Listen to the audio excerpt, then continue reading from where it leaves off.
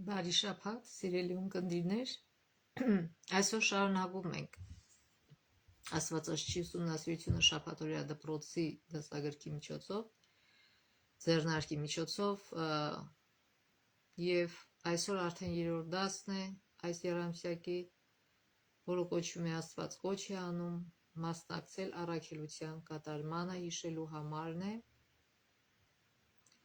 բայց դուք զորություն կստանաք, երբ հոգին ձեր վրա գա եւ իմ վկաները կլինեք Երուսաղեմում, ամբողջ Լեհաստանում ու Սամարիայում եւ մինչեւ աշխարհի ծայրերը։ Սա Գործք առաքելոց առաջին գլխի 8-րդ համարն է։ Փառք Աստծո, որ Աստված մեզ կյանք տվեց մինչեւ այս րոպեն, մի շաբաթ էլ պահեց եւ առողջ եւ կյանք տվեց։ Շնորհակալ ենք Աստծուց։ Եվ թող Աստված մեզ օգնի, որ մենք այսօր ոչ միայն մեր մտքով ընդունենք, այլ նաև մեր սրտով ընդունենք Աստծո խոսքը եւ կատարենք մեր կյանքում։ Ուրեմն անցած անգամ մենք ասեցինք, որ Աստված ուզում է, որ մենք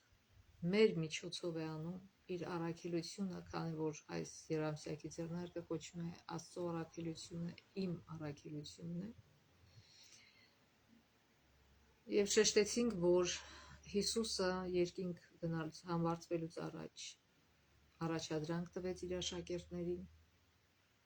որպեսզի իր վկաները լինեն, ինչպես մենք նոր կարդացինք։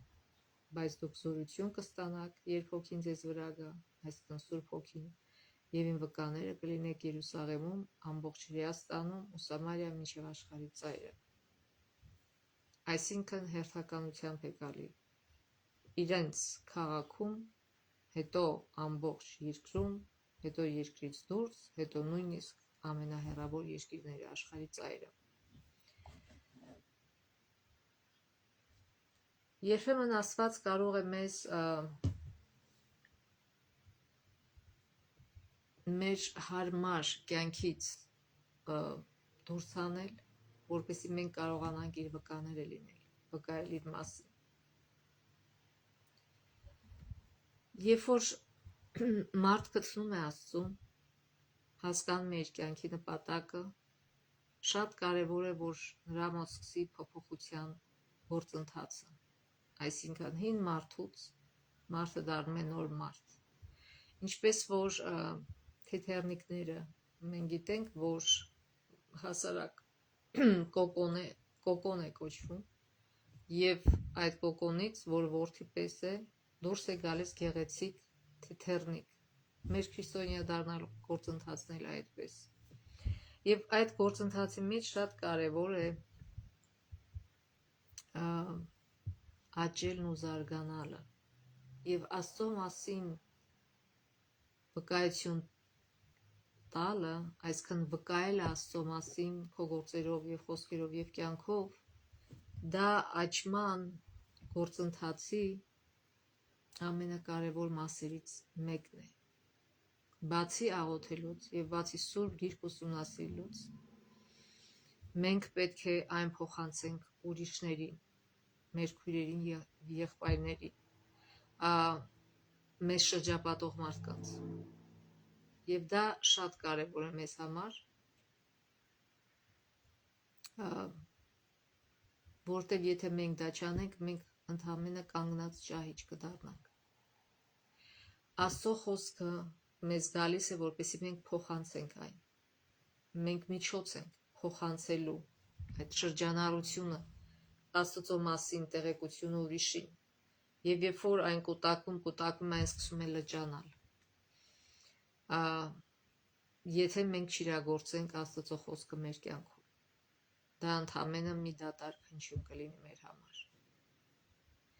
Եվ Աստծո խոսքը իրականացնելը մեր կյանքում, ինչպես անցած անգամ նշեցինք, ոչ միայն մեր բնավորության բարի եւ սիրող լինելն է, այլ նաեւ ճշմարտությունը չթաքցնելն է մարդկանցից, մեր շրջապատող մարդկանցից, մեր ընտանիքից, մեր համաքաղաքացիներից, մեր համաերկրացիներից եւ եթե պետք է նաեւ այլ երկրացիներից։ Եվ դա երբեմն անհրաժեշտ է փոխել, դուրս գալ մեր հարմարավետության գոտուց, որպեսզի մենք կարողանանք օգտակար լինել ուրիշ մարդկանց համար։ Եվ այդ օգտակարությունը նաև մենք աճում ենք Հիսուսում։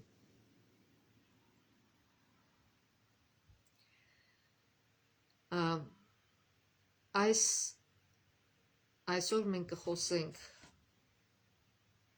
թե ինչպես է Աստված իր նպատակին հասնում, ինչպես է մարդկանց հանում իրենց հարմարավետության գոտուց, որպեսզի իրենք կարողանան իր ճշմարտության վկան լինել։ Դա մենք կնայենք Բաբելոնը սարքողների օրինակի վրա, կնայենք Աբրահամի օրինակի վրա և կնայենք Հիսուսի աշակերտների օրինակի վրա։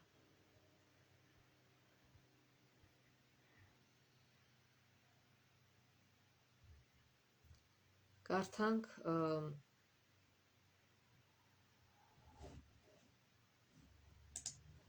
Ծննդոց գլխի 11-րդ գլխի 1-9 համարները։ Ամբողջ երկիրն ուներ մեկ լեզու և մեկ խոսվածք։ Ուրեմն նախ եւ առաջ ասենք, որ երբ որ Աստված ստեղծեց Ադամին ու Եվային, եւ նրանք չենթարկվեցին Աստծո խոսքին, Սատանան սկսեց իշխել երկրի վրա, Կայենը սպանեց իր եղբորը, Կայենը Աստծո ներկայությունից հեռացավ, Կայենը կառուցեց առաջին քաղաքը։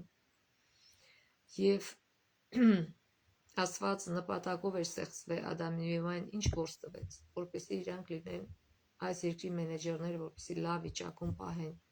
հոգ տանեն կենդանիների մասին, բույսերի մասին, ծառերի մասին, այն ամենի մասին, ինչ որ Աստված ստեղծել է, եւ իհարկե իրար մասին։ Բայց Ադամն ու Եվան ձախողեցին, եւ Կայենը եղավ առաջին ապստամբը, որ չուզեցավ Աստծո կամքին ենթարկվել։ Երբ որ Աստված ասեց, որ քո մեղքի պատճառով, քանի որ հողագործ էր Կայենը, եւ ասեց քո մեղքի պատճառով էլ ավելի կդժվարանա հողագործության գործը, նա ընդհանրապես հրաժարվեց այդ գործից, գնաց կառուցեց քաղաք, առաջին քաղաքը այս երկրի վրա, եւ իր սերունդը Աստվածաշունչը, երբ որ կարդում ենք Կայենի սերունդի մասին, այնտեղ ցույց է տալի, թե ինչպես իր սերունդը թողեց Աստծուն, աղավաղվեց Աստծո կերպարը իրենց մեջ, եւ ցավոք Ենոքի սերունդը, որ այսինքն Սեթի սերունդը, որ արդար մարդկանց սերունդն էր, խառնվեց Կայենի սերունդի հետ, եւ դրա արդյունքը եղավ, որ մարդիկ այնքան փչացան, որ Աստված ստիպված էր ջրհեղեղով ոչնչացնել երկիրը։ Այսինքն մարդիկ մարտահրավեր նետեցին Աստծուն, ցավոք դրա վերջը դա է լինում։ Եվ հիմա Աստված երկրորդ հնարավորությունը տվեց։ 8 մարդիկ փրկվեցին՝ Նոյը եւ իր զավակները, իր կինը, իր զավակները եւ իր հարսները։ Աստված տվեց երկրորդ հնարավորությունը, բայց մարդիկ նորից ուզեցին չարաշահել այս երկրորդ հնարավորությունը, նորից ուզեցին հին ճանապարհով գնալ, այդ մասին կարդում ենք 11-րդ գլխի, Ծննդոց 11-րդ գլխի 1-9 համարում։ Ասում է ամբողջ երկիրն ուներ մեկ լեզու եւ մեկ խոսվածք։ Իհարկե, երբ որ Աստված ստեղծեց մարդկանց,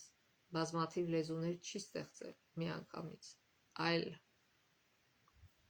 մեկ խոսքով են խոսում, որտեղ մեկ ընտանիք էր, բոլորը առաջացել են Ադամ ու Եվայից, հետո Նոյի սերունդը, բոլորը նույն լեզվով են խոսում։ Երբ նրանք արևելքից մեկնեցին, Սենեար երկրում մի դաշտ գտան եւ բնակվեցին այնտեղ, եւ իրար ասացին. եկեք աղյուսներ շինենք եւ թրծենք կրակով։ Աղյուսները նրանց համար ծառայեցին իբրև քար իսկ Կուպրը իբրև շաղախ, եւ ասացին. Եկեք մեզ համար մի քաղաք կառուցենք եւ մի աշտարակ, որի գաթը մինչև երկինք հասնի եւ մեզ համար համբավ ձեռք բերենք, որպեսզի չծրվենք ողջ աշխարհով մեկ։ Տեսեք, նորից մարտահրավեր նետեցին Աստծուն։ Աստված երկրորդ հնարավորություն է տալի մարդուն, մարդը նորից նույնն է կրկնում։ Այսինքն Աստված ասել էր շատացեք եւ լցրեք ողջ երկիրը, բայց նրանք որոշեցին, որ ոչ։ Մենք հետևեցին Կայենի օրինակին, քաղաք ստեղծեցին եւ սկսեցին ինչ-որ բարձր, շատ բարձր աշտարակ սարքել։ Եվ այդ աշտարակով ասում եմ մենք անուն համբավ ձեռք բերենք մեզ, այսինքն ինչ անենք, փառավորվենք, փոխարենը փառավորելու Աստծուն իրենք ուզում են իրենց փառավորել, եւ դա ծիծաղելի է, որտեվ ամեն շնորհք, որ մարդն ունի, ամեն տաղանդ, խելք եւ այլն, ինչ որ ունի, նա ստացել է Աստծուց, եւ միայն Աստծուն է պատկանում այդ փառքը, բայց իրենք կարծես թե էդի իրենց շնորհքներ, իրենց խելքներ, որ իրանք տենց նոր բան էին հորինե աշտարակ էին սարքում եւ իրենց անունն էին ուզում փառավորել։ Այսօր ցավոք նույն այդ հիվանդությունը սարսափելի համաճարակ է դարձել։ Մարդիկ ուզում են իրանց համբավ ստեղծել, իրենց փառավորել։ Ցավոք դա մարտահրավեր է Աստծուն։ Միայն Աստված է արժանի փառքի։ Ինչ որ մենք ստացել ենք Աստծուց։ Աստվածաշունչը ասում է, որ գլուխ է գովում, թող Աստծո գլուխը գովա, այսինքն ով որ բարձենում է, թող Աստծով բարձենա, որտեվ բան չկա, որ մենք Աստծուց չունենանք, սած մեր շնչից, որ Աստծո շունչը մեզ աշխատացնում է մեր մարմինը, վերջացած ամեն ինչով, մեր առողջությամբ, մեր խելքով, մեր տաղանդներով, մեր մարմնի ուժով եւ այլն։ Բայց ցավոք նորից տեսնում ենք մարդիկ նույն ուղին են բռնում, որտեվ նույն մեղքը ապրում է մարդկանց մեջ եւ մարտահրավեր են նետում Աստծուն։ Եվ թեև այստեղ նշած չի, բայց իրենք մի նպատակն էլ այն էր, իրենք կարծում էին, որ քանի որ իրանք հասկանում էին, որ մեղք են գործում եւ Աստծո պատվերին չեն նազանդվում,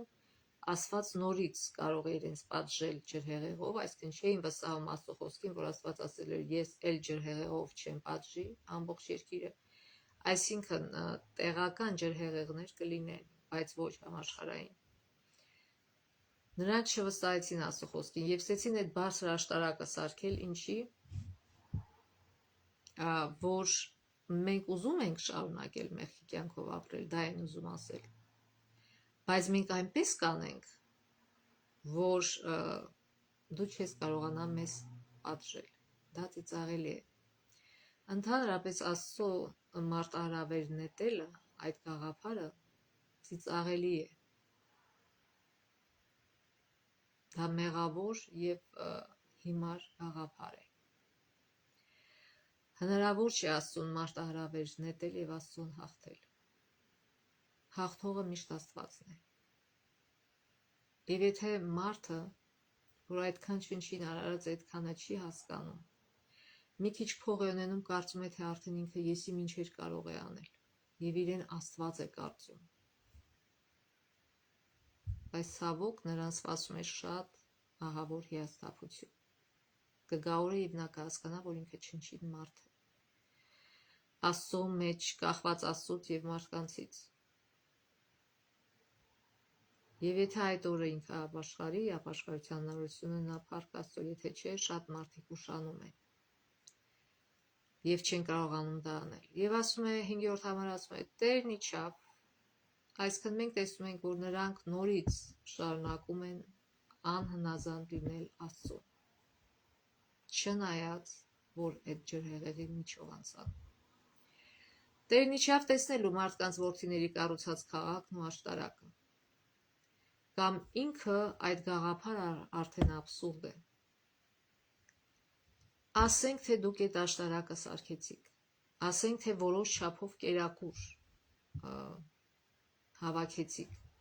եւ որքան երկար դուք կարող եք ապրել այդ աշտարակում այդ կերակուրով եւ իմաստը որն է այդ կյանքի,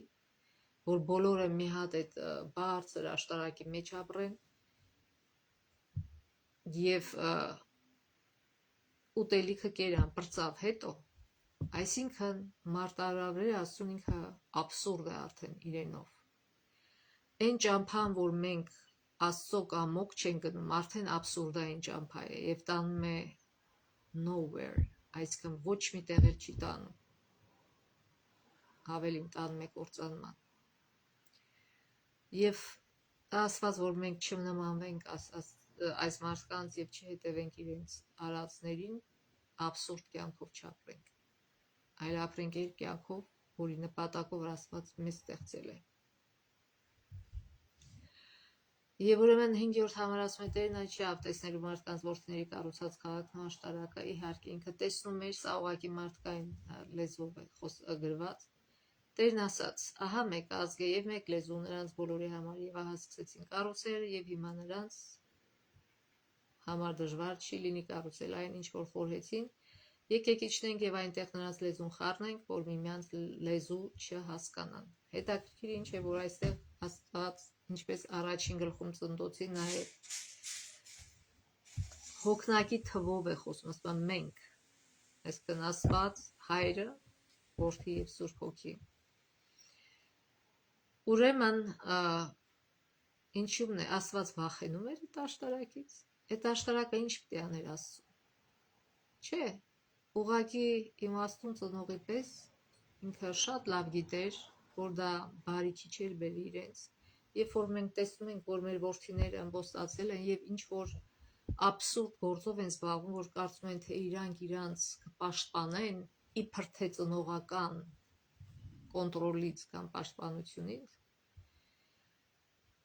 չհասկանալով, որ իրենք իրենց են վնասում եւ աբսուրդ եւ դատարկ բաներով են զբաղված։ Եվ իհարկե ծնողը պիտի մտածի մի ճամփա, որ կանեցնի իրենց այդ հիմար գործողությունների մեջ։ Եվ ինչպես ասված այս մարդկանց հասկացնել, որ դուք վատնում եք ձեր կյանքը, դուք ավելորդ եւ անմիտ գործողություններ եք կատարում։ Ինչպես հասկացնել Աստված։ Աստված շատ հեշտ այդ խնդրը լուծեց իրենց իսկ օգտի համար, որ իրենք չգլորվեն անդունդը, ինչպես մինչ ջրհեղեղան աշխարհը գլորվեց դեպի անդունդը։ Աստված կանացրեց դրա առաջը։ Եվ ինչպես կանացրեց, շատ հեշտ։ Ինքը միանգամից խառնեց ծրագրերը ուղեղների մեջ, ինչպես որ կոմպյուտերի մեջ կարող ես մտցնել նոր ծրագրեր։ Աստված մեզ ստեղծել է եւ ինքը կարող է դա անել։ Եվ անմիջապես տարբեր մարդկանց ուղեղների մեջ ինքը մտցրեց նոր լեզուների ծրագրեր։ Եվ երբ որ իրանք մեկը ասում էր, այս ինչ շինանյութը դուր, մյուսը չէր հասկանում, ուրիշ բան էր տալիս, սկսեցին ջղայնանալ իրար վրա, որտեվ էլ չէին հասկանում իրար։ Եվ բարձր որ կիսատ մնաց այդ գործը։ Իսկ Աստված շատ փայլուն կերպով այդ հարցը լուծեց իրանց իսկ օգտի համար, իրանց փրկության համար։ Եվ իրանք ստիպված թողեցին կիսատ, որտեվ էլ չէին հասկանում իրար, եւ ովքեր որ նույն լեզվով են խոսում, միացան իրար եւ տարածվեցին ողջ երկրի վրա։ Այսինքն Աստծո նպատակը իրագործվեց նպատակի բարի մարդուն։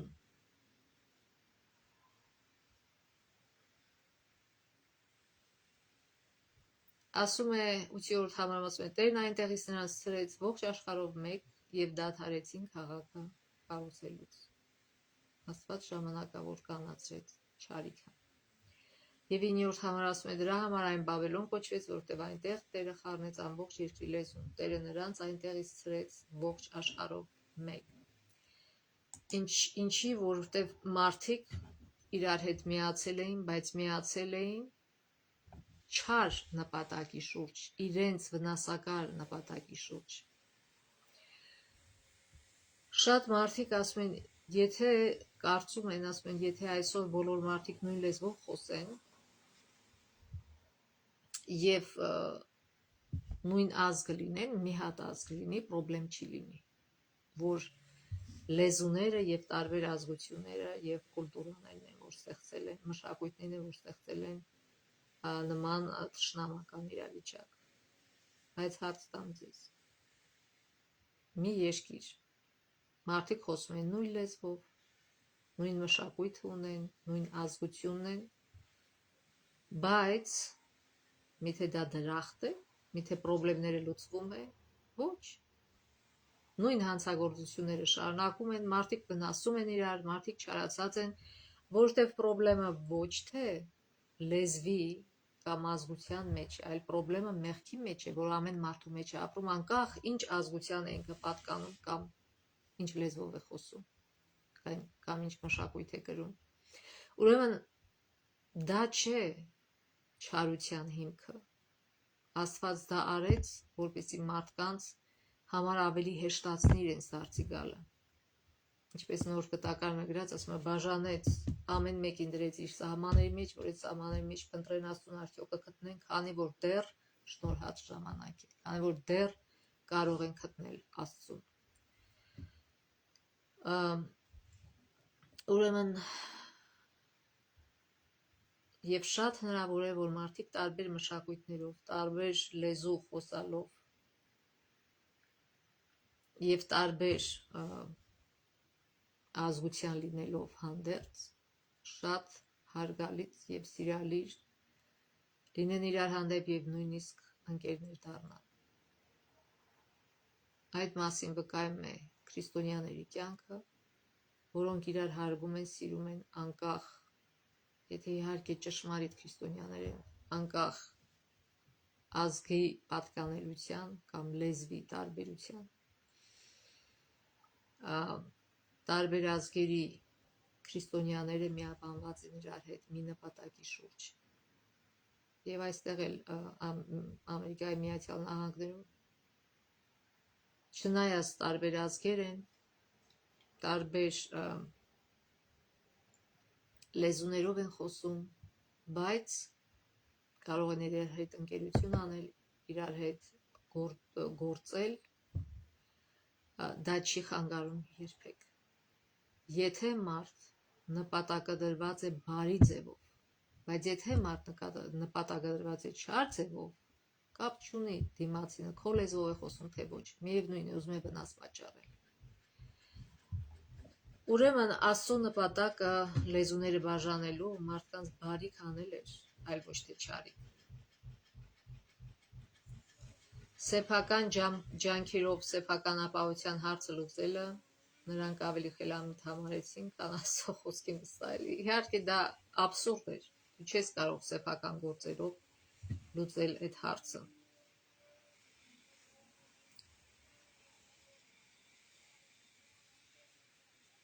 Եվ նրանց մտադրությունները մաքուր չէին,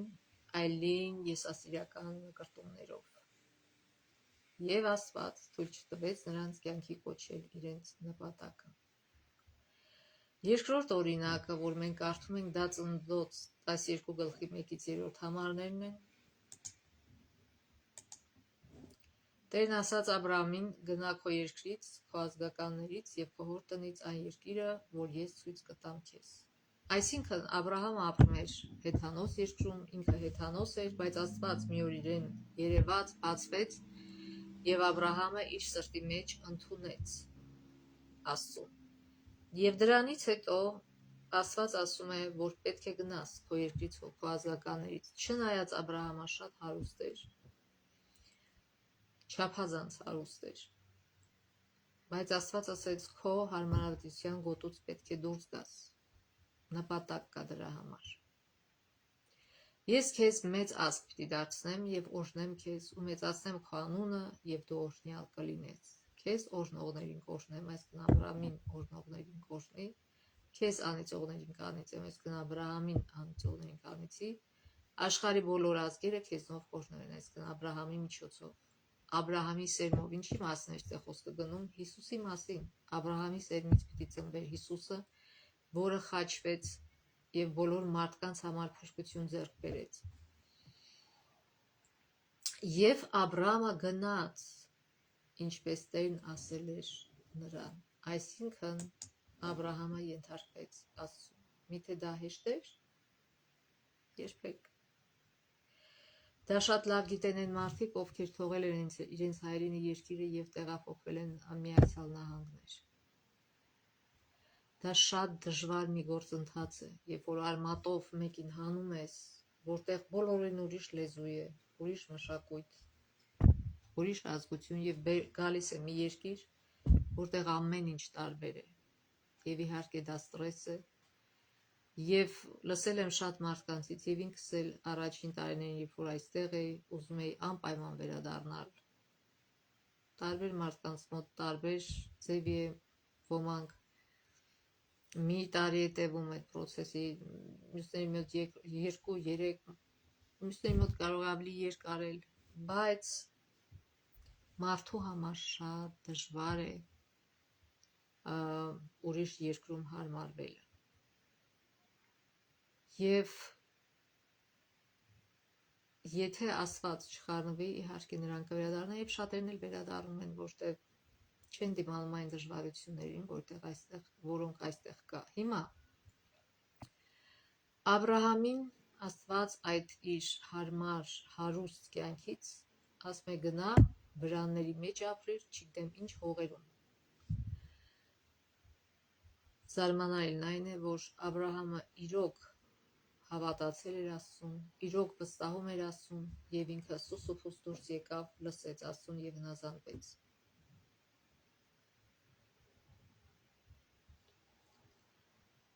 Դա պետք էր Աստծո նպատակները իրականացնելու համար։ Դա Աստծո ծրագրի մի մասն էր։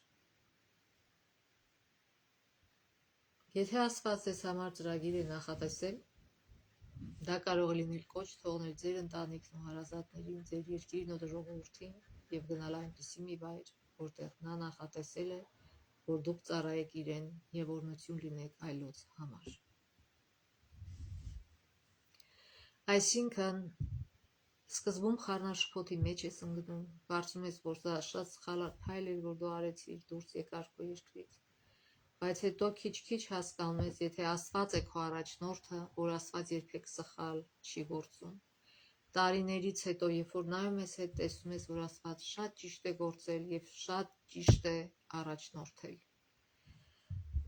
Միայն ժամանակ է պետք, որ դա հասկանալ, եւ Աբրահամի կյանքն էլ տարբեր չէր, սկզբում նրան դժվարություններ պատահեց,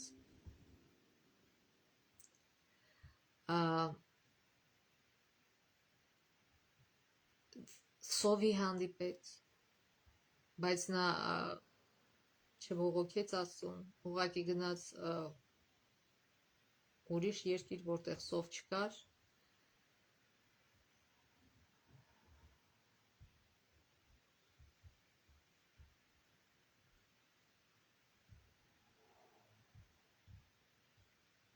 եւ հետաքրքիր է, որ որտեղ տեղափոխեց Աբրահամին Աստված, այդտեղ էլ էին հեթանոսներ ապրում եւ այդ ազգը հայտներ իր դաժանությամբ, բռնությամբ, բայց Աբրահամը չզարմացավ եւ չբողոքեց Աստծուն, չասեց ինչի ինձ հանգիստ կյանքից կտրեցիր, բերեցիր այս վայրենիների մեջ ինձ դրեցիր։ Ոչ, ինքը խոնարհ մարդ էր, ինքը հնազանդվում էր Աստծուն եւ գիտեր, որ ուրեմն մի նպատակ ունի Աստված, որ դա արեց։ Եվ երբ որ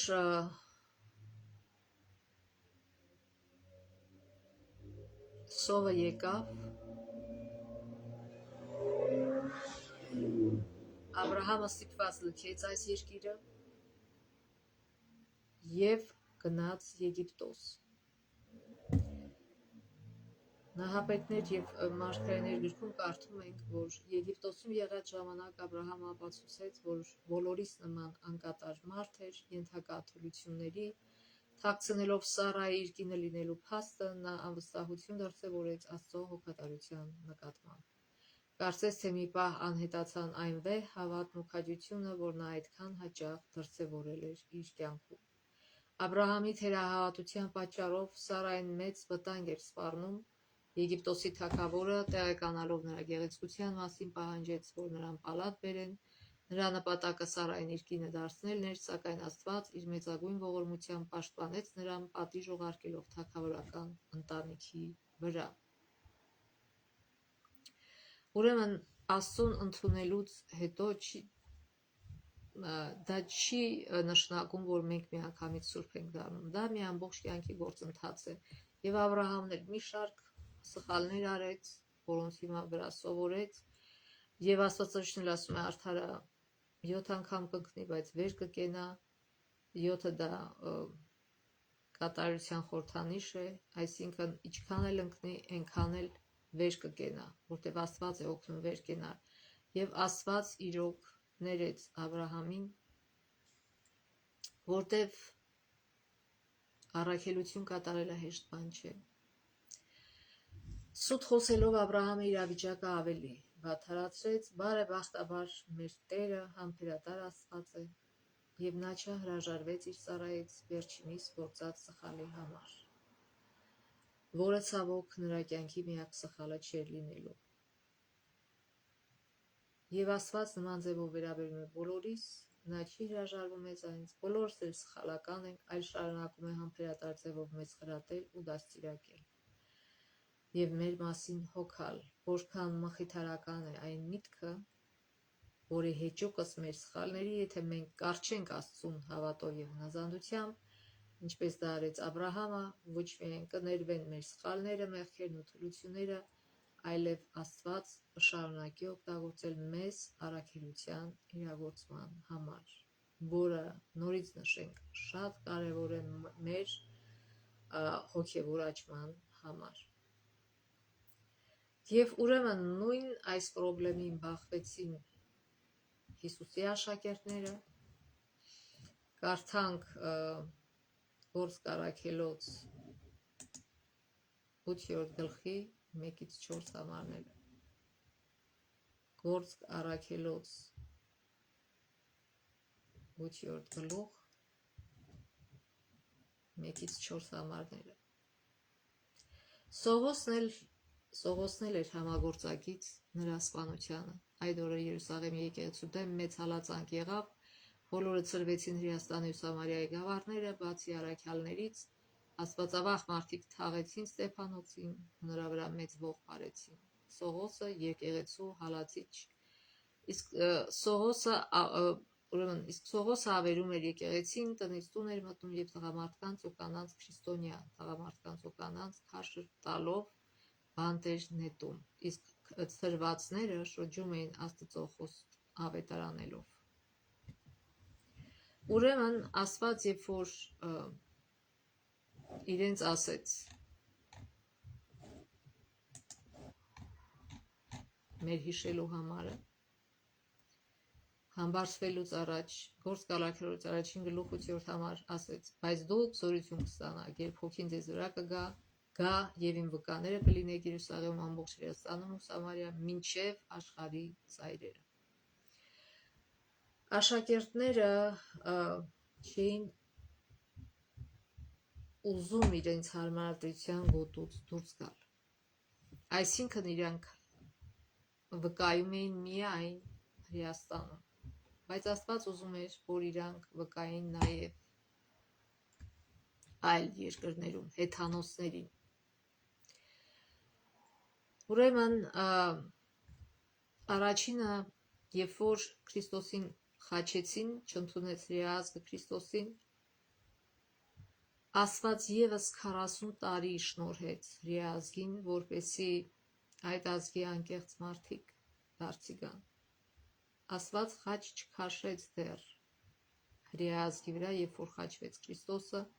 Քրիստոսը խաչվել է 31 թվականին եւ դեռ Երուսաղեմը կործանվեց 70 թվականին մեր թվարկության եւ դեռ 40 տարի իրենք լսեցին ավետարանը եւ շատ հրեաներ դարձի եկան։ Ուրեմն այս մարդկանց համար Հիսուսը երկարաձգեց շնորհքի ժամանակը, նորից հնարավորություն տվեց, երկրորդ հնարավորությունը տվեց, որ մարդիկ ընդունեն իրար։ հրեաները, բայց քանի որ իրենք չէին ուզում գնալ հեթանոսներին վկայել, որտեվ իրանց մոտ արմատացած էր այդ նախապաշարումը, որ միայն իրենք են որոշված փրկության համար, հեթանոսները դեն գցելու մի բան են, ինչպես Աստված հասկացներ այս քրիստոնյաներին հրեա, որ այդպես չէ, որ իրենք նաև պարտավոր են այդ նպատակ իրանց դարձի գալու, հեթանոսներին դարձի գալու մեջ էր։ Եվ Պողոսը ավելի լայնամիտ էր եւ հասկացավ Աստծո նպատակը եւ գնաց ու քարոզեց հեթանոսներին, բայց այս Աստված չի ուզում, որ հալածանքներ լինի, բայց քանի որ մենք ապրում ենք մեղքի աշխարհում եւ մարդիկ դրդվում են մեղքով իրենց գործողությունների մեջ եւ նոր կտականում գրված է, որ երբ որ ուզեն մեկ Հիսուսն էլ զուշացրեց, եթե ուզում եք արդար ապրել, անպայման կհալածվեք։ Եվ դրա պատճառը մեղքն է, այլ ոչ թե Աստված ուզում է, որ հալածեն։ Եվ բայց այդ հալածանքը, ասում չկա չարիք առանց բարիք, այդ հալածանքի հետևանքը եղավ այն, որ հրեաները ցրվեցին եւ ամենտեղ սկսեցին տարածել հեթանոսական երկրներում տարածել ճշմարտությունը։ Սկզբում դա անում էին իրենց հրեաների մեջ, այդ երկրի հրեաների մեջ, սինագոգներում, հետո արդեն հեթանոսներն էլ էին միանում դրանց։ Եվ նույնիսկ Պետրոսը, որին Հիսուսը դրել էր որպես եկեղեցու գլուխ, ղեկավար, նույնիսկ Պետրոսն էր նախապաշարված, կարծելով, որ միայն հրեաներն են արժանի փրկության, ոչ մեկն էլ արժանի չի փրկության, ոչ հրեաները, ոչ էլ հեթանոսները, բայց Աստված իր արյունով արժանացրեց բոլորին, եւ հրեաներին եւ հեթանոսներին, այնպես չի, որ հրեաները արժանի էին, հեթանոսները արժանի չէին, Հիսուսը իր խաչով արժանացրեց նաեւ հեթանոսներին, ոչ, Հիսուսի խաչը արժանացրեց եւ հեթանոսներին եւ հրեաներին, ոչ մեկն էլ արժանի չէր դրան։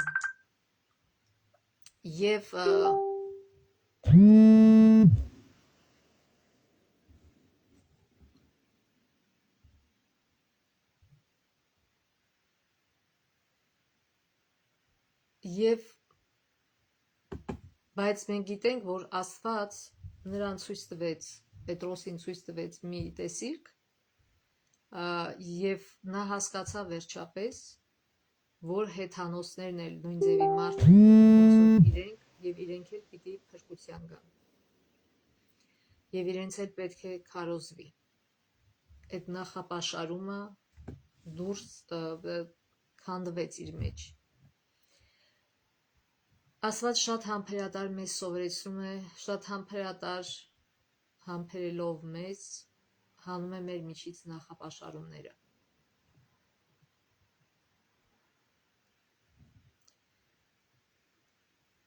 Նույն այս սխալի մեջ ընկան հայերը, կոչելով իրենց հայ քրիստոնյաներ, կարծես թե քրիստոնեությունը միայն հայերի համար է։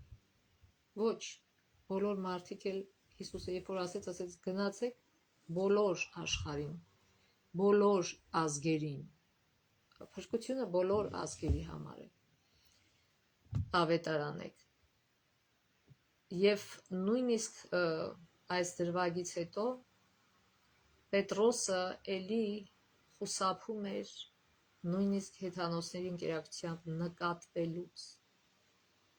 Եվ մի անգամ, երբ որ ինքը հեթանոսների մեջ էր, հետո հրեա եղբայրները եկան եւ ինքը նես ձևացրեց, իբր թե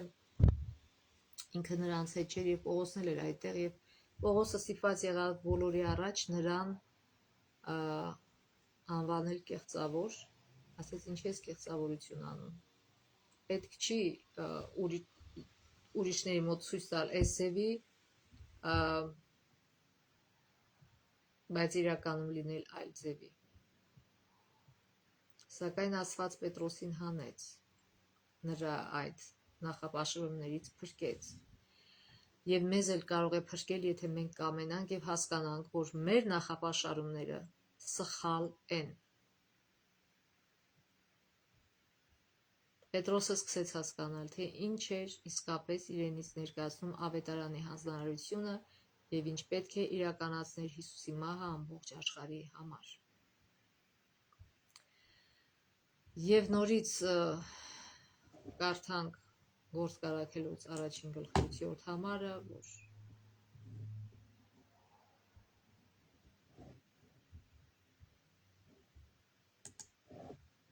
մի քանի անգամ կարդացինք, երբ որ Հիսուսը համբարձվեց առաջ ասեց. Դուք զորություն կստանաք, երբ հոգին ձեր վրա գա, այսինքն Սուրբ Հոգին, եւ իմ վկաները կլինեք Երուսաղեմում, ամբողջ Հրեաստանում ու Սամարիայում մինչև աշխարհի ծայրերը։ Այսինքն ասում են վկաները կլինեք Երուսաղեմում, այսինքն ձեր մոտիկ մարդկանց մեջ, ամբողջ Հրեաստանում, երկրի մեջ եւ Սամարիայում երկրից դուրս եւ նաեւ մինչեւ աշխարհի ծայրերը, ինչպես քարը, որ նետում է ջրի մեջ եւ ինքը շրջանակներ է առաջացնում, այդպես էլ քրիստոնյայի, եթե քրիստոնյան իրոք Աստծո լույսը ունի, իր լույսը քիչ-քիչ տարածվում է, այսինքն եւ մոտիկներին եւ հեռուներին, մոտիկները ավելի լավ պիտի որ տեսնեն այդ լույսը, այսինքն եթե դու լույս ես տալի, այնպես չի որ իմ ազգությանը լույս կտամ, ուրիշների համար մութ կլինեմ, մթություն կտամ, կամ իմ տան անդամներին լույս կտամ, բայց իմ հարևաններին մթություն կտամ, չէ, եթե Աստծո լույսը քո մեջ է, այդ լույսը կտեսնեն եւ տնեցիները, եւ հարևանները, եւ համակարգացիները, եւ համաերկրացիները, եւ այլ երկրացիները։ Աստծո նպատակը այն էր, որ ամբողջ աշխարհով մեկ բոլոր ազգերին ավետարանվի, որտեղ բոլոր ազգերի մեջ բոլոր մարդիկ էլ իրազավակներն են եւ բոլոր ազգերի մեջ էլ կամ փրկությանը փափագող մարդիկ։ Մենք կարող ենք նայել մարդուն եւ ասել, այս մարդը հետաքրքրված չի փրկության, բայց դա այդպես չէ։ Մենք մարդու սիրտը չգիտենք, միայն Աստված գիտի։ Դրա համար երբ որ Աստված ասում է գնա եւ այս մարդուն վկայի, մենք չպիտի որոշենք, չէ, հա, այս մարդը աշխարհի չացած, չգիտեմ ինչ։ No, Աստված գիտի այդ մարդու սիրտը, Աստված գիտի այդ մարդու սրտի փափագը, որ այդ մարդը ուզում է այդ մեղքի ճիրաներից ազատվի։ Որոշումները թողենք Աստծուն, մենք միայն գործիք ենք Աստծո ձեռքին, մենք չենք կարող մարդու սրտին իմանալ։ Պետք է վստահենք այդ հարցում Աստծուն։ Եվ ուր էլ որ ուղարկում է Աստված, ում մոտ էլ որ ուղարկում է, պետք է գնանք եւ վկայենք։ Կապ չունի թե այդ մարդը ինչ ռեակցիա կտա։ Կարող է սկզբում շատ վատ ռեակցիա տա, բայց քիչ-քիչ այդ խոսքերը կնստեն իր սրտի մեջ եւ ինքը քիչ-քիչ Աստծո խոսքը սերմի պես է, նստում է մարդու սրտի մեջ եւ սկզբում ծիլ է տալիս, հետո ամբողջ ցողունը եւ հետո հասկը եւ ցորենները։ Դա մի օրում չի լինում, ինչպես որ մեր մոտ մի օրում չի եղել։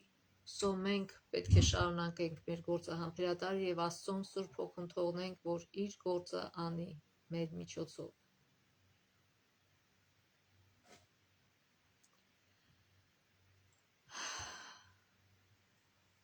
Երբեմն մարդիկ կարծում են, թե Հիսուսի իրական վկաներ լինելու համար անհրաժեշտ է գնալ հեռավոր երկրներ, միանգամայն այլ մշակույթի գրող ժողովրդի մեջ, բայց չեն վկայում այս պահին իրենց մոտ գտնվող մարդկանց։ Մենք պետք է սկսենք մեր շրջակայքից, հետո միայն գնանք այնտեղ, ուր Տերը մեզ կառաջնորդի։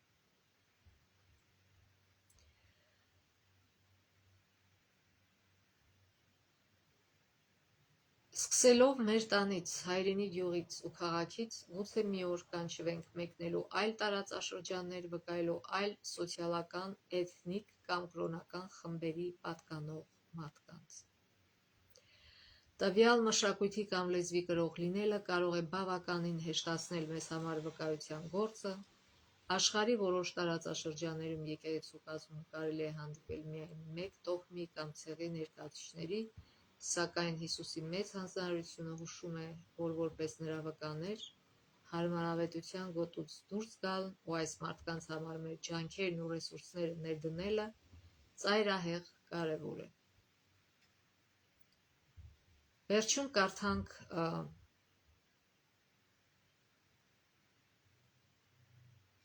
Էլեն Ուայթի Գործ առաքելոց գրքի 25-34 էջերը և Մեծ հանձնարարությունը գրքի 131-142 էջերը, 151-ից 142 էջերը։ Ճշմարտությունը որոնող, նաև ճշմարտությունը որոնողը, գլուխ, որ կոչվում է ճշմարտությունը որոնողը։ Ուրեմն Գործ առաքելոցի մեջ գրված է. նախքան երկինք համբարձվելը Քրիստոսը հանձնարարություն տվեց իր աշակերտներին, նա նրանց ասաց, որ պետք է լինեին այն կամքի կատարողները, համաձայն որի ինքն աշխարհին կտակեց հավերժական կյանքի գանձերը։ Դուք եղել եք հանուն աշխարհի իմ արած զոհաբերության ականատեսները, ասաց Հիսուսը նրանց։ Դուք տեսել եք Իսրայելի համար կատարած իմ գործը, ու թեև իմ ժողովուրդը չէր գալիս ինձ մոտ, որպեսզի կյանք ունենար, թեև քահանաներն ու կառավարիչները ինձ հետ վարվեցին ինչպես կամեցան, ու թեև մերժեցին ինձ, նրանք Աստծո որդուն ընդունելու ևս մեկ հնարավորություն կունենան, այսինքն այդ 40 տարին, որի մասին մենք խոսեցինք։ Դուք տեսել եք, որ ես սիրով ընդունում եմ բոլոր նրանց, ովքեր գալիս են ինձ մոտ խոստովանելով իրենց մեղքերը։ Ինձ մոտ եկողին ես դուրս չեմ հանի։ Հովհաննես 6:37։ Ձեզ իմ աշակերտներ, ես հանձնում եմ ողորմության այս ուղերձը։ Այն պետք է տրվի եւ հրեաներին եւ հեթանոսներին, նախ Իսրայելին, այնուհետև բոլոր ազգերին, լեզուներին եւ ժողովուրդներին, բոլոր նրանք, ովքեր հավատան, պետք է միավորվեն մեկ եկեղեցու։ Եվ նաև ավելացնեմ, որ Աստված հրեաներին ևս մեկ հնարավորություն տվեց Իսրայել երկիրը ստեղծելով, բայց ցավոք նրանք նորից շարաշահեցին եւ իրենց նախապաշարումներից դուրս չեկան, նորից սկսեցին փնովել Հիսուսին եւ ուզեցին քրիստոնեությունը արգելել այնտեղ։ Դրա վերջը լավ չի։ Պետք չէ մարտահրավեր նետել Աստծուն։ Դրա հետևանքները շատ վատ են լինում։ Ցավոք, նորից նույն պատմություն է կրկնում, բայց ի ուրախություն մեզ շատ հրեաներ դարձի են գալի եւ ապաշխարում են հիմա, այս դժվար օրերին։ Մեծ հանձնարարությունը հստակ է, արդ գնացեք աշակերտ դարձրեք բոլոր ազգերին։ Այս տեքստը հստակորեն ասում է, որ անհրաժեշտ է գնալ վկայել ուրիշների, հատկապես այլ ազգերի մոտ։ Ավետարանի մասին պատմելու հանձնարարությունը Քրիստոսի թագավորության կանոնադրությունն է։ Աշակերտները պետք է ջանասիրաբար աշխատեին մարդկանց փրկության համար, բոլորին հասցնելով ողորմության հրավերը։ Նրանք չպետք է սպասեին, որ մարդիկ գան իրենց մոտ, այլ պետք է գնային ժողովրդի մոտ իրենց ուղերձով։ Աշխարհում կան շատ մարդիկ, ովքեր ավելի մոտ են Աստծո արքայությանը, քան մենք ենթադրում ենք։ Մեղքի այս մոտ աշխարհում Տերն ունի բազմաթիվ թանկարժեք գոհարներ։ Այո, նրանք դեռ մեղքի մեջ են, բայց նրանք Աստծո գոհարներն են, Աստված սիրում է նրանց, որոնց մոտ նա կառաջնորդի իր լրաբերներին, ամենուր կան մարդիկ, ովքեր ամուր կկանեն Քրիստոսի դրոշի ներքո, շատերն Աստծո իմաստությունը ամեն ինչից վեր կդասեն եւ կդառնան հավատարիմ լուսակիրներ, այլ ոչ թե մութակիրներ։ Համոզված լինելով, որ Պետրոսի վարկն ուղղակիորեն կատարում էր Աստծո ծրագիրը եւ որ նրանց նախապաշարմունքները հակասում էին ավետարանի ոգուն, նրանք փառաբանեցին Աստծուն, ասելով, ուրեմն Աստված հեթանոսներին ևս դեպի կյանք տանող ապաշխարություն տվեց։